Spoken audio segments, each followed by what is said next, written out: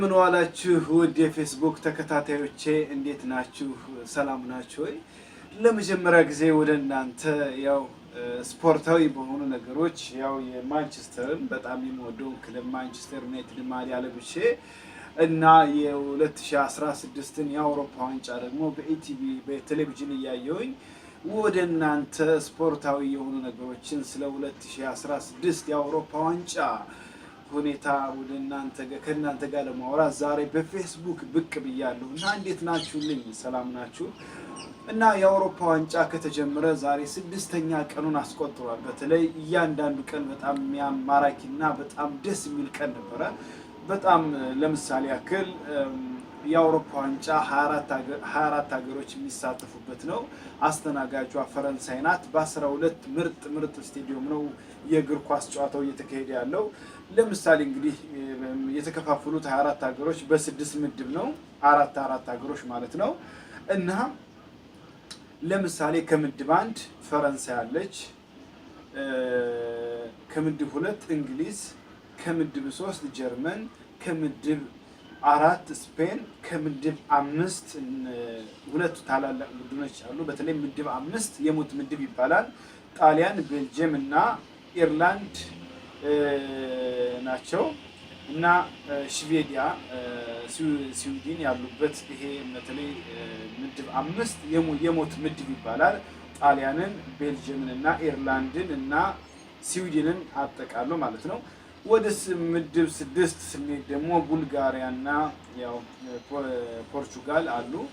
እና ምንድነው ዛሬ ከእናንተ ጋር ማውራት የሚፈልገው በተለይ ዘንድሮ የአውሮፓ ዋንጫ በተለይ 24ቱ ሀገሮች በጣም ቅርርብ አይነት በጣም የተቀራረበ አይነት እንትን ያላቸው ሁሉም እንደ ድሮው ማለት እንደ ድሮው ስፔን ወይም እንግሊዝ ሲመጣ በጣም እንግሊዝ ታሸንፋለች ወይም ስፔን ታሸንፋለች በሰፊ ውጤት ምናምን የሚባልበት አይደለም።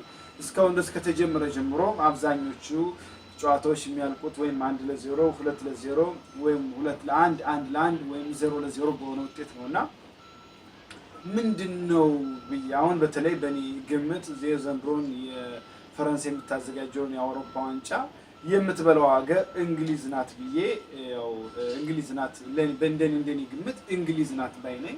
ምክንያቱም የእንግሊዝን ስብስብ ስናየው በጣም ህፃኖች ናቸው።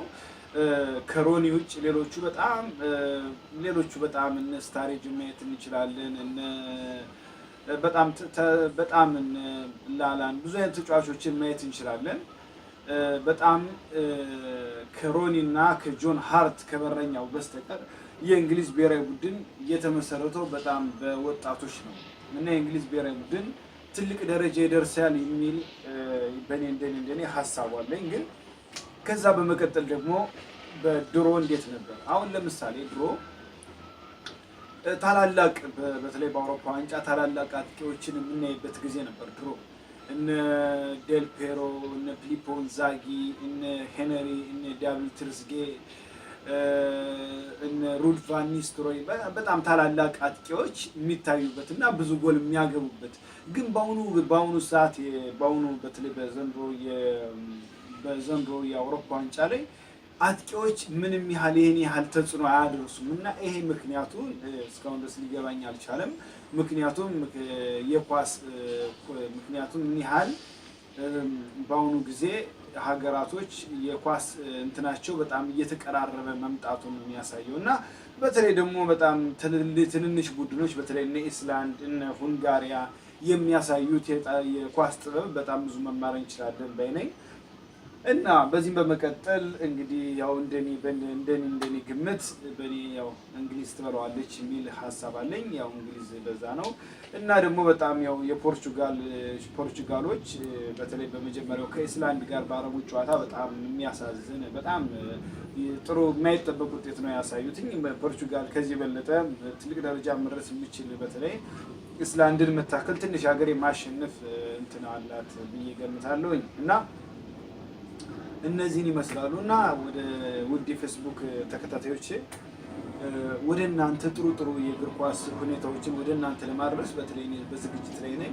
አሁን ዛሬ ያው ለመጀመሪያ ጊዜ ስለሆንኩኝ ነውና እንግዲህ ለመጀመሪያ ጊዜ ነው እንደዚህ ራሴን ቀርጬ ወደ ፌስቡክ ስሰቅልና በሚቀጥለው ግን ከዚህ በመሻሻል እየጻፍኩም ቢሆን ወደ እናንተ ጥሩ የስፖርት ዘገባዎችን ወደ እናንተ ለማድረስ እኔ በዝግጅት ላይ ነኝና አብራችሁኝ ስለቆያችሁ በአክብሮት አመሰግናችኋለሁ። ደህና ቆዩልኝ ውድ የፌስቡክ ጓደኞቼ፣ ደህና ሁኑልኝ።